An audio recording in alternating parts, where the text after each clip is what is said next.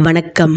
ஸ்ரீ பக்த ராமச்சந்திர பட்டரின் அற்புத வரலாற்றை இங்கே காணலாம். கோசல நாடு சரையு நதி பாயும் மிகச் செழிப்பான பூமி. சரையு நதிக்கரையில் உள்ள அமலாபுரம் என்ற சிற்றூரில் ராமச்சந்திர பட்டர் என்பவர் வாழ்ந்து வந்தார். இவர் 4 வேதங்களையும் கற்றறிந்தவர். கோசல நாட்டு மன்னர் இவரை தனது குருவாக கொண்டார். ஆனால் ராமச்சந்திர பட்டர் ஆடம்பர வாழ்வை விரும்பவில்லை. அரச குரு என்ற பதவியை தவறாக பயன்படுத்தியதே கிடையாது. தினமும் உஞ்சவிருத்தி சென்று அதில் கிடைக்கும் உணவில் ஒரு பகுதியை ஏழைகளுக்கு கொடுத்துவிட்டு மீதியை தன் மனைவியிடம் கொண்டு கொடுப்பார். கணவர் கொண்டு வரும் உஞ்ச விருத்தி அரிசியை இவரது மனைவி விருந்தினர்களும் விரும்பி உண்ணும் வகையில் பக்குவமாக சமைப்பாள். ஒரு முறை இனிய பாடல்களை பாடியபடி உஞ்ச விருத்தி செய்தபடி வந்து கொண்டிருந்தார் ராமச்சந்திர பட்டர். இதை உப்பரிக்கையிலிருந்து மன்னனின் மனைவி பார்த்தாள். அவரது எளிய தோற்றத்தை கண்ட அரசி மன்னரிடம், தாங்கள் குருவாக ஏற்றிருக்கும் இந்த பெரியவரை நீங்கள் உஞ்ச விருத்தி செய்ய விடலாமா?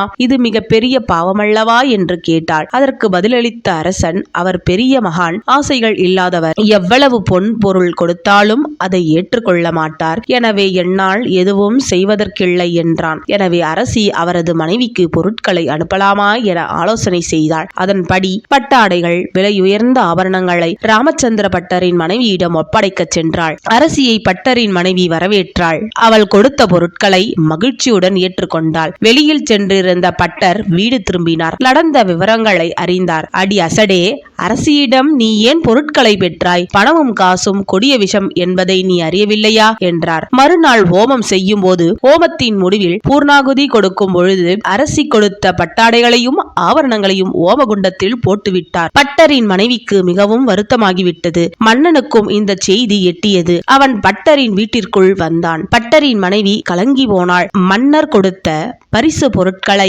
ஓமத்தீயின் இட்டதால் தண்டனை கொடுப்பதற்காக அரசர் வந்துள்ளார் என கருதினாள்.